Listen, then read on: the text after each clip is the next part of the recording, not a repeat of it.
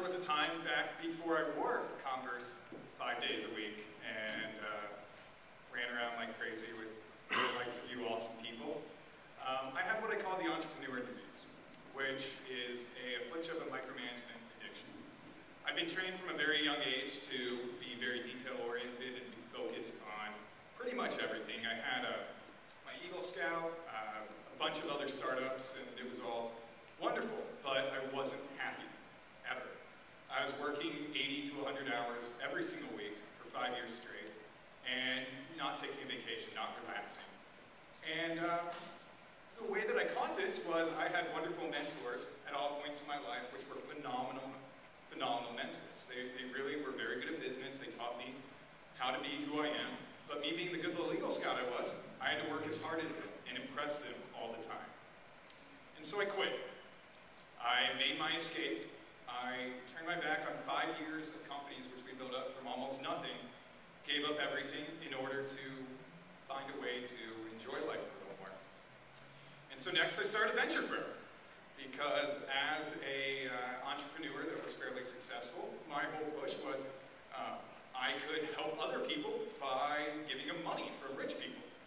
And the problem was I was working equally as hard, but now I was just working for other people's dreams. So after putting everything I had into that, I quit again, gave up everything, and said I'm going to find ways to help small business owners without driving myself crazy. So I took my first adult vacation, which I ran off to California for about a week, trying to figure out what I want, see a different scene. And a couple interesting things happened. I'm a fairly social person, for any of you who know me and see that I say awesome on Twitter about 20 times a day. And so when I'm on a plane or something, I end up talking to whoever I'm there with.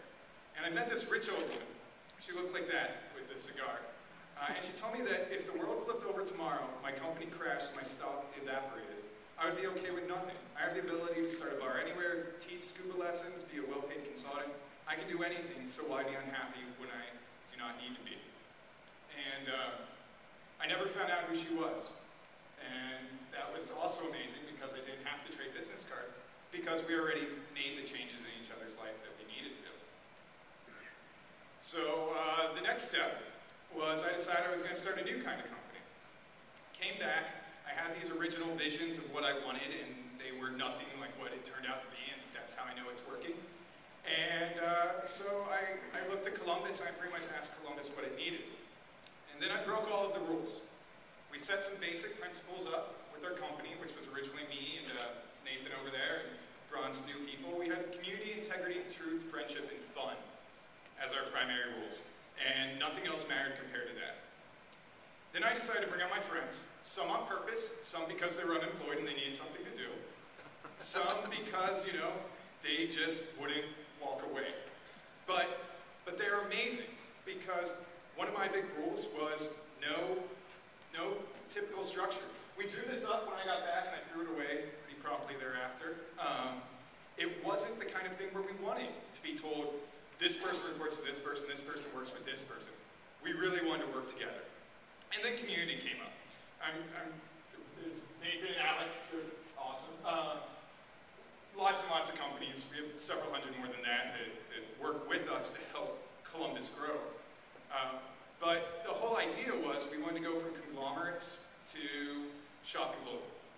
And so we realized that we need to empower everyone, give them these little cards, and say, go shop local, it's good.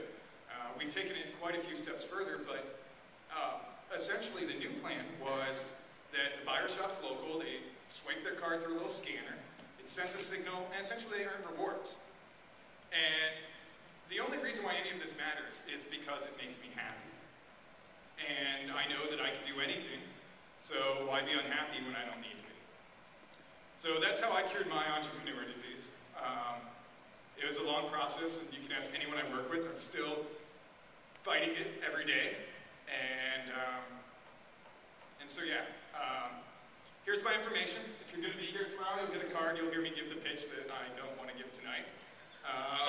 If you don't have a card though, you can go see Hannah in the back. She has quite a few of them, they're completely